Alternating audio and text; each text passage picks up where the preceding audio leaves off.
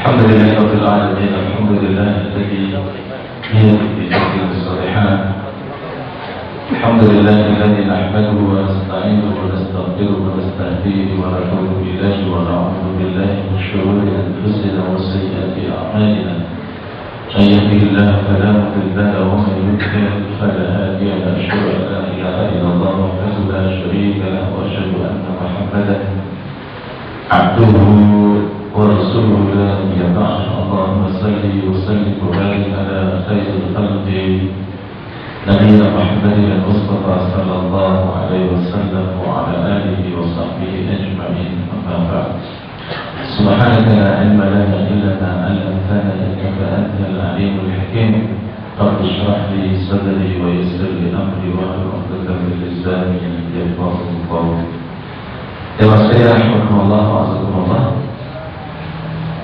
Setelah kita bertahmid dan juga bersalawat kepada Rasulullah SAW, selanjutnya pada siang hari ini kita akan membahas tema tentang Tarikhul Khulafa, sejarah para khalifah, yaitu Khulafaur Rasyidin, yang pada siang hari ini kita awali dengan bahasan tentang Khalifah Abu Bakar As-Siddiq radhiyallahu anhu, karena bahasan kita tentang sirah nabawiyah sudah tuntas sampai wafatnya Rasulullah sallallahu alaihi wasallam, dan mudah-mudahan masih hafal semua, masih ingat semua, dan mengamalkan semua.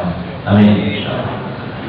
Nah sekalian, ini kehidupan Abu Bakar As-Siddiq sebelum Islam. Jadi Abu Bakar As-Siddiq itu dilahirkan pada tahun 51 sebelum Hijrah. 51 sebelum Hijrah. Jadi tepatnya pada tahun 572 Masehi, dan ini berarti selisihnya dengan Rasulullah SAW berapa tahun? Tuan Rasulullah atau Tuan Abu Bakar? Rasulullah SAW ketika hijrah itu umurnya berapa? Tinggal hitungan saja. Rasul jadi Nabi umur 40 tahun. Kemudian tinggal di Makkah 13 tahun, jadi usia 53. Jadi dengan demikian bahwa Rasul SAW itu lebih tua dari Abu Bakar 2 tahun. Wafatnya selisihnya ternyata sama. Rasul sallallahu alaihi wasallam wafat tahun berapa Hijriah? Itu tahu semuanya bagaimana? Jadi ini pengajiannya kelihatannya berhasil, banyak orang-orang yang tahu di sini. Rasul wafat tahun 11 Hijriah. Harinya hari Senin, diumurkannya ini baru bulan Januari, Pak. Malam Rabu. Usianya 63 tahun, lebih berapa hari? Lebih 4 hari. Meninggalnya jam berapa? Gak ada jamnya. Meninggalnya di akhir waktu. Ini jangan-jangan yang hadis dengan bulan yang lalu beda ya? Beda. Jadi ternyata selisihnya persis. Dari lahirnya selisih 2 tahun, Rasul lebih awal. Wafatnya juga selisihnya 2 tahun, Rasul wafat lebih awal. Nah, nama beliau setelah Islam itu namanya adalah Abdullah bin Abi Quhafa. Abdullah bin Abi Quhafa, beliau adalah salah seorang tokoh penting di kabilah Quraisy. Nah, nama aslinya adalah Abdul Ka'bah. Abdul Ka'bah, hamba Ka'bah. Itu yang namanya bapaknya. Kunyahnya adalah Abu Bakar. Apa itu makna Abu Bakar? Bakar itu dari kata bakaro. Bakaro itu berpagi-pagi. Maka ada ayat yang mengatakan bukrotaun wasila. Bukro itu berpagi. Berpagi-pagi itu simpul bersegera. Jadi Abu Bakar itu adalah orang yang segera masuk Islam. Karena kita akan jelaskan bahwa ternyata Abu Bakar ini adalah orang yang masuk Islam yang kedua setelah istri Rasulullah SAW yaitu Khadijah radhiyallahu anha. Nomor satu di kalangan laki-laki, tapi secara umum nomor dua. Nah, beliau adalah ayah dari Ummul Mukminin Aisyah radhiyallahu anha yang merupakan istri Rasulullah SAW. Beliau adalah pebisnis yang sukses dan biasa berdagang Syam. Syam itu sekarang kawasan Syria yang merupakan salah satu titiknya. Syam dan sekaligus Yaman akhlaknya sangat mulia, dermawan dan suka meringankan beban orang lain. Bahkan ada satu ayat Al-Quran yang mulia. Ini terkait dengan masalah kedermawanan Abu Bakar As-Siddiq radhiyallahu anhu.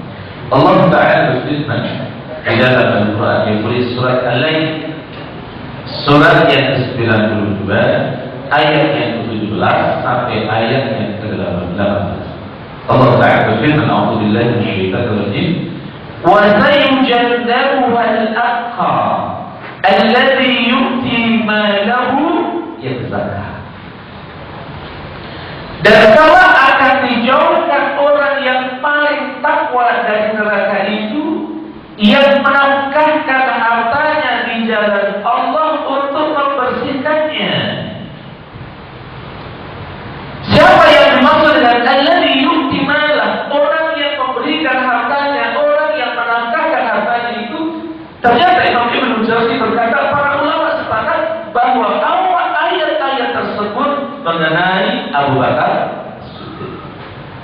Kalau nanti Bapak Ibu sekalian melihat buku tentang Asbabun Nuzul, jadi kalau terkait dengan ayat itu ada yang namanya Asbabun Nuzul, kalau terkait dengan hadis ada yang namanya Asbabul Wurud. Sudah pernah baca semua betul Bapak Ibu? Atau sudah proses? Sudah proses. Dan nanti kita akan temukan apa yang dilakukan oleh Abu Bakar As-Siddiq. Ternyata di antaranya adalah beliau sempat memerdekakan 7 sahabat Rasulullah SAW, atau 7 budak yang mana mereka pada waktu itu dianiaya oleh Tuhan. Dan para budak-budak ini mereka adalah orang yang berjuang di jalan Allah Ta'ala. Maka Allah katakan alladzi yu'ti malahu yazakka. Bahkan Masya Allah ada satu riwayat. Jadi Imam Ahmad meriwayatkan dari Abu Hurairah, dia Rasulullah SAW berkata, tidak ada harta yang memberikan manfaat kepada aku lebih dari apa yang diberikan oleh Abu. Mendengar ucapan itu Abu Bakar menangis dan dia berkata, bukankah saya dan harta saya hanya untukmu ya Rasul? Jadi Abu Bakar As-Siddiq terkait dengan harta yang Allah anugerahkan kepadanya. Kalau urusannya itu adalah urusan kepentingan kaum muslimin, urusan agama Allah, urusan perjuangan Rasulullah SAW dalam menegakkan agama Allah. Satu contoh adalah ketika Rasulullah SAW melakukan hijrah ke Madinah. Tidak pada waktu itu Rasulullah SAW memilih Abu Bakar As-Siddiq sebagai mitra perjalanannya. Yang ketika Abu Bakar dipilih oleh Rasulullah SAW menjadi mitra perjalanan dalam hijrah ke Madinah, Abu Bakar langsung nangis. Nangis itu ada dua. Tangisan kebahagiaan dan tangisan kesedihan. Saudara-saudara kita mungkin saat banjir seperti ini ada kid yang keluarganya meninggal, biasanya nangis tak berdua. Kita yang mungkin maaf ya ada istrinya yang meninggal karena sakit, nangis tak berdua. Nangis. Tapi maaf ketika anak kita satu saat yang sebentar lagi mengalami atau menjalani ujian nasional dan ternyata dalam ujian nasional itu setelah diumumkan menjadi the best di kelasnya atau di sekolahnya, kira-kira kita nangis atau tidak? Kalau biasa saja, mungkin ada yang nangis. Cuma pertanyaannya adalah tangisan tangisan kebahagiaan atau tangisan kesedihan. Dan ketika Rasulullah SAW menuju Abu Bakar menjadi mitra perjalanannya menuju ke Madinah, ternyata Abu Bakar langsung menangis tangisan kebahagiaan ditunjuk oleh Rasulullah SAW menjadi mitra perjalanan. Tapi yang menarik pada kita lihat bagaimana Abu Bakar As-Siddiq berinteraksi dengan harta. Ternyata beliau kemudian membelikan unta yang terbaik untuk Rasulullah SAW. Walaupun pada akhirnya Rasulullah SAW menolak pemberian Abu Bakar dan berkata, tidak layak wahai Abu Bakar seorang Nabi. Dia hanya berjuang dengan fisiknya saja. Akan tetapi seorang Nabi, ia harus berjuang dengan fisik dan juga hartanya. Dan kemudian unta itu dibeli oleh Rasulullah SAW. Ini tentang kedermawanan Abu Bakar As-Siddiq radhiyallahu anhu. Dan sekalian, pada masa jahiliyah beliau juga tidak pernah meminum minuman arak. Begitu juga setelah masuk Islam. Ada orang-orang yang memang dia peristiwa di mana sebelum dia berafiliasi terhadap Islam, ternyata Abu Bakar di tengah masyarakat jahiliyah yang pada waktu itu mereka suka meminum minuman keras, meminum arak, ternyata Allah lindungi Abu Bakar Siddiq radhiyallahu anhu. Bahkan perutnya itu memang tidak bisa menerima yang haram. Sampai dalam satu riwayat itu dikatakan, satu saat Abu Bakar itu berjalan di satu pada pasir dan di siang hari itu beliau sangat lapar sekali dan beliau menemukan satu buah yang mana buah itu dia asumsikan ini sudah dibuang oleh pemiliknya karena sebagian itu sudah busuk tapi sebagian masih layak untuk dimakan. Tapi apa yang terjadi? Abu Bakar pada waktu itu berasumsi seperti itu dan ia lalai kalau memang karena laparnya ia makan yang masih layak untuk dimakan. Apa yang terjadi ketika buah itu masuk ke dalam perutnya, ternyata muntah, perutnya tidak bisa menerima. Inilah perut Abu Bakar As-Siddiq radhiyallahu anhu. Kira-kira perut kita sudah bisa seperti itu? Lalu, insya Allah sudah bisa, insya Allah. Subhanallah. Itulah perutnya Abu Bakar As-Siddiq radhiyallahu anhu. Ketika masuk sesuatu yang diharamkan oleh Allah itu menolak. Maka ada hal yang menarik ketika kita berbicara tentang surat An-Nisa ayat 43. Allah Ta'ala berfirman, "A'udzu billahi minasyaitonir rajim. Ya ayyuhalladzina amanu la taqrabus salata wa antum sukara." Hai orang-orang yang beriman, janganlah kamu salat sedangkan kamu dalam keadaan mabuk. Nanti kalau Bapak Ibu sekalian membuka kitab Tafsir Ibnu Katsir. Tafsir Ibnu Katsir itu nama aslinya adalah Tafsir Al-Quran Al-Karim. Dari Imam Ali itu meriwayatkan beliau dan beberapa sahabat Rasulullah SAW itu sempat silaturahim ke rumah sahabat Rasulullah SAW namanya Abdurrahman bin Auf. Karena Abdurrahman bin Auf ini sahabat Rasulullah SAW yang kaya raya, diberi jamuan yang sangat luar biasa. Nah, karena khamar pada waktu itu belum diharamkan. Waktu itu belum diharamkan. Beberapa sahabat Rasulullah SAW itu minum khamar kecuali Abu Bakar. Berarti jangan sudar sama para sahabat.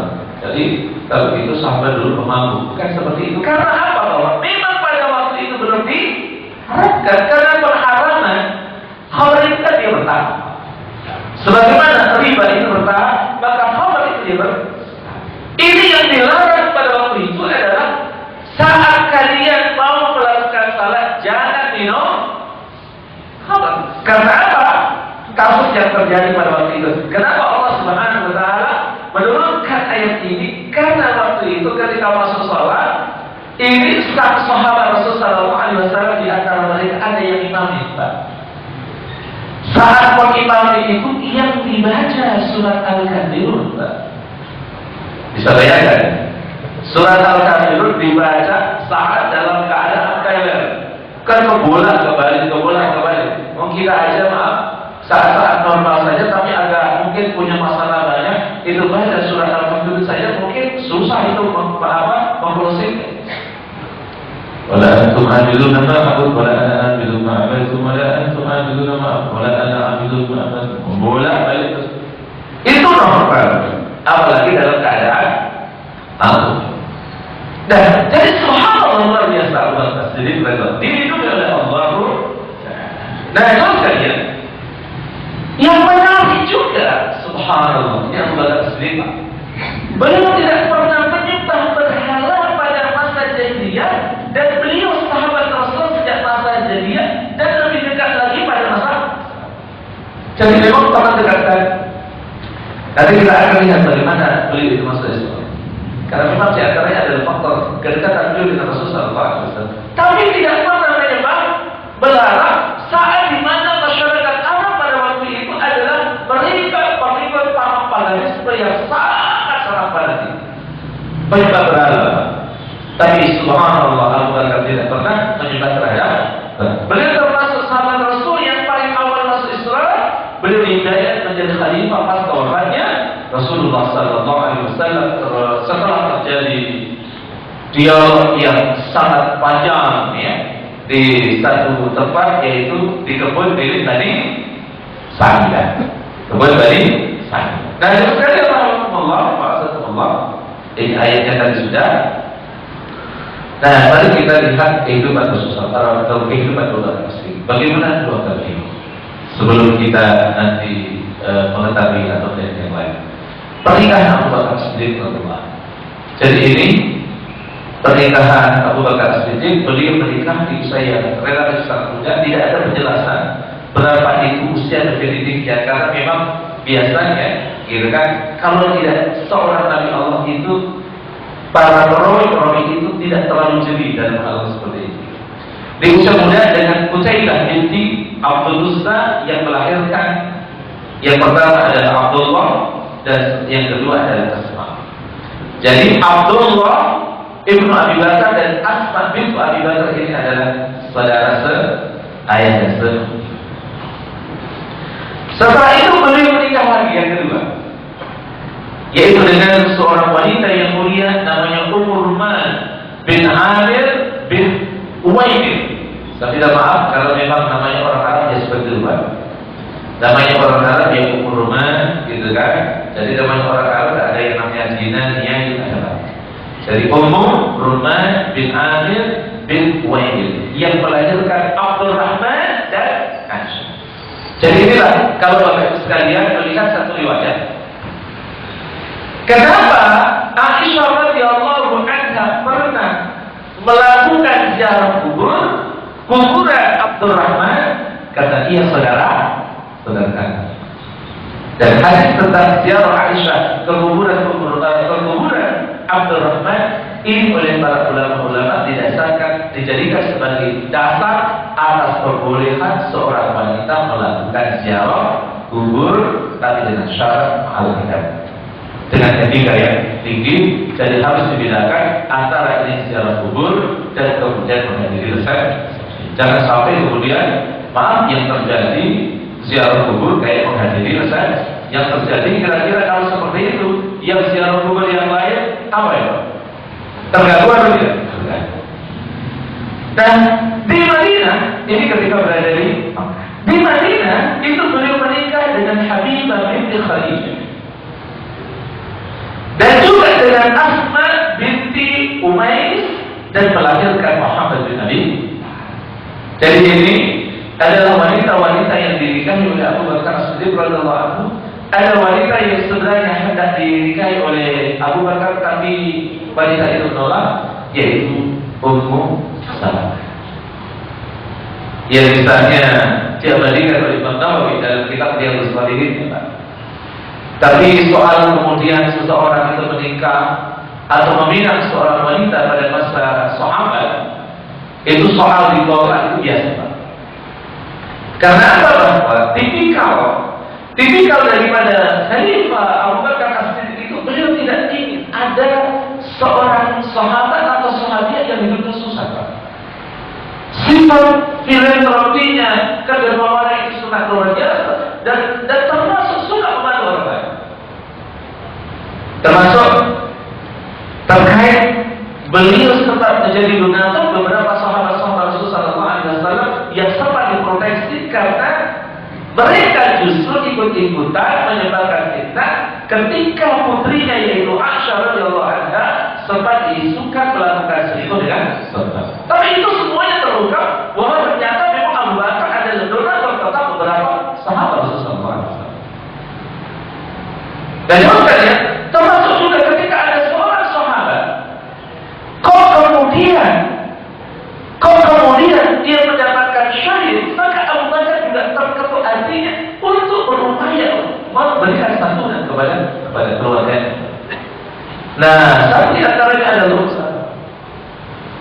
Kata Rasulullah pada waktu itu, Abu Bakar berpikir kalau ini kemudian hanya sekedar diberi santunan dan kemudian bisa memunculkan fitnah, beli bismillah mencoba untuk mengkhidbah Ummu Salamah. Tapi apa jawaban dari Ummu Salamah?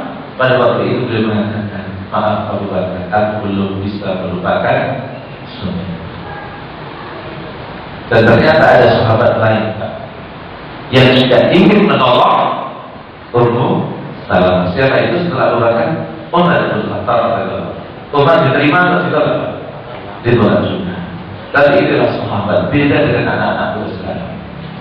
Kalau anak-anak muda cintanya ditolak, kira-kira gimana? Subhanallah. Dulu pun dia cinta. Tapi ini di kalangan sahabat yang namanya cinta ditolak itu biasa. Bahkan ada satu kisah yang sangat ekstrim sekali. Ada seorang sahabat Rasulullah SAW namanya Salman Al-Farisi. Beliau punya teman baik namanya Abu Dhar Al-Ghifari. Beliau satu saat hatinya tertambah dengan Islam. Beliau minta tolong, wahai Abu Dhar, tolong teman saya untuk mengkhidbah seorang gadis biar tidak ada fitnah dari saya. Bismillah, disiarkan itu masalah. Soal mudah diterima atau ditolak itu masalah.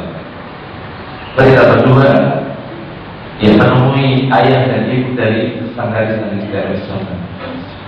Bismillah, sampai di rumahnya beliau mengutarakan ini.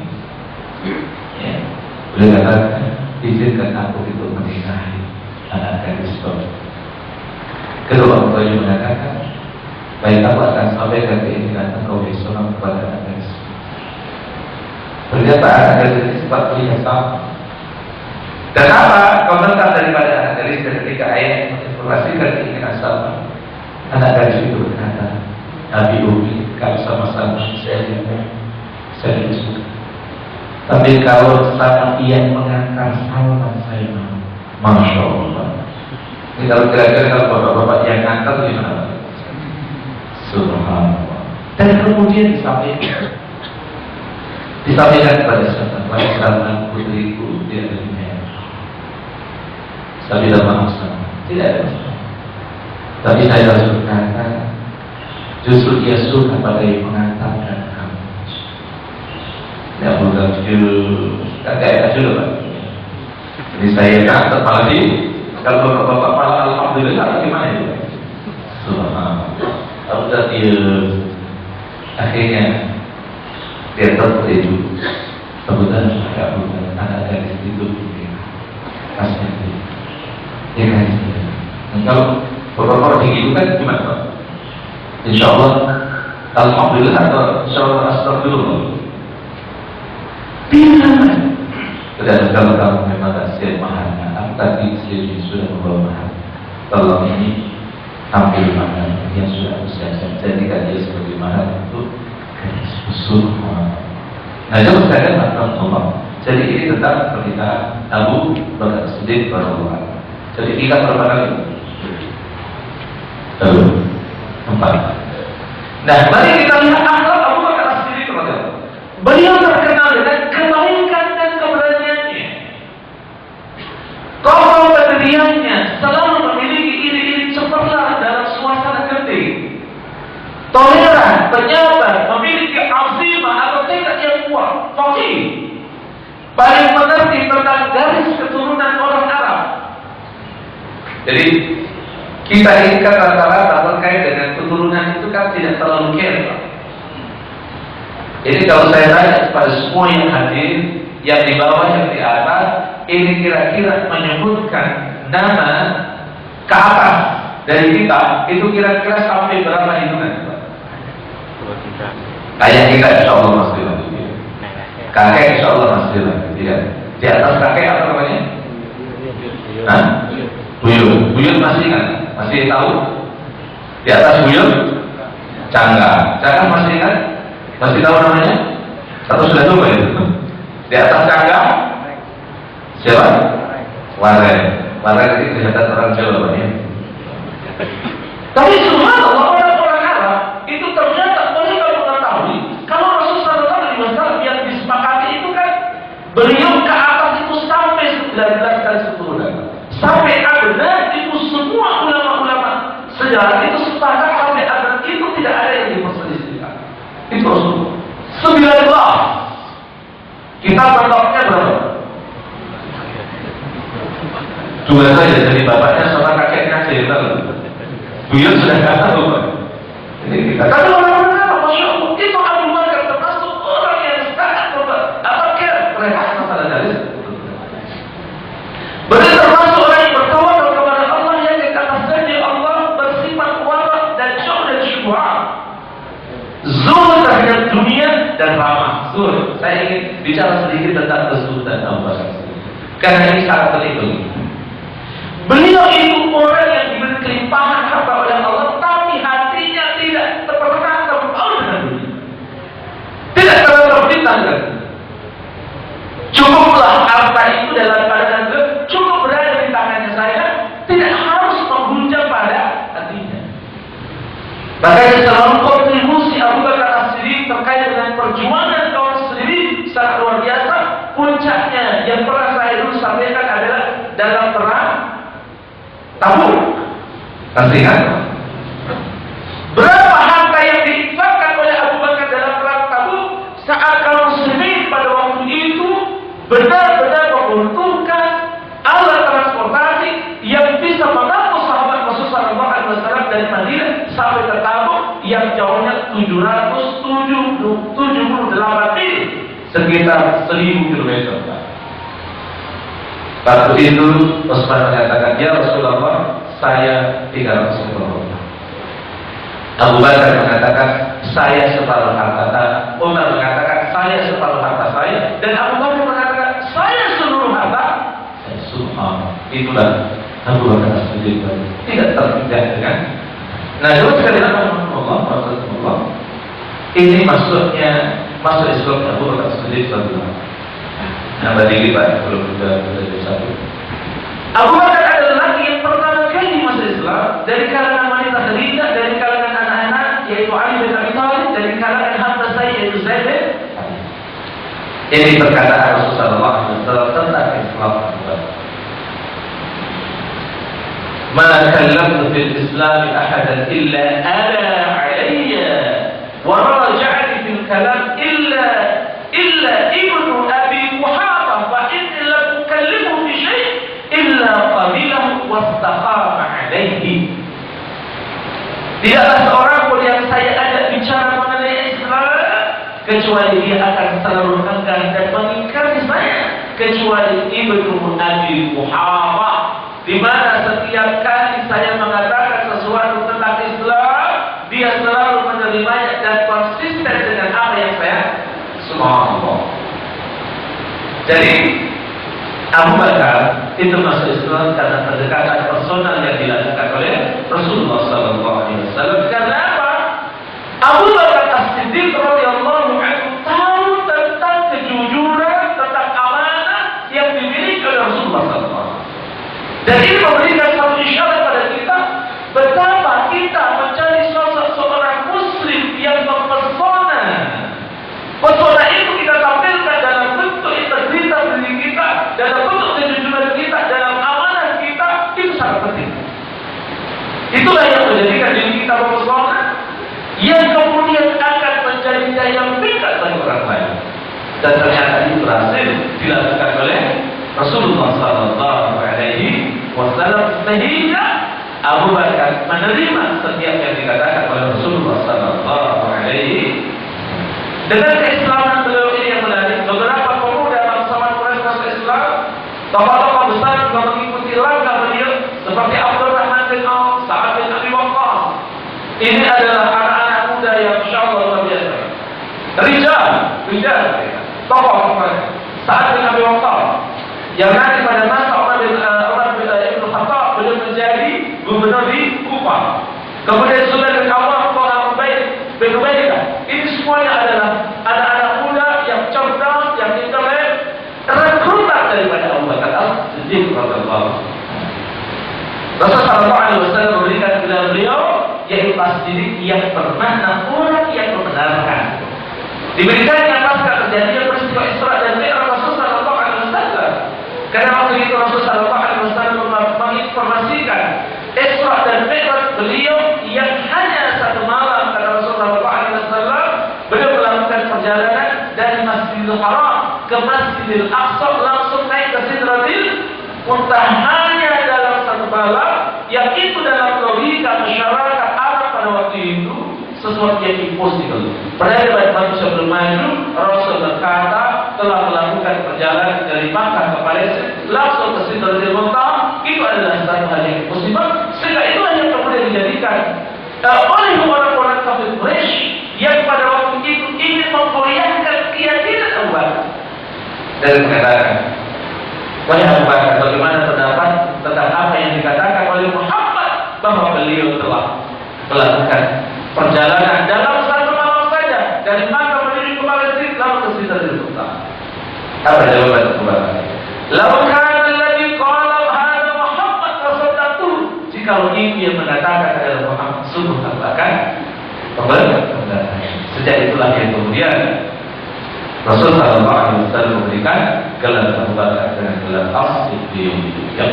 Wallahu ta'ala. Saya kira ini yang sampai saya khawatirkan kalau kelebihan dan yang bagus.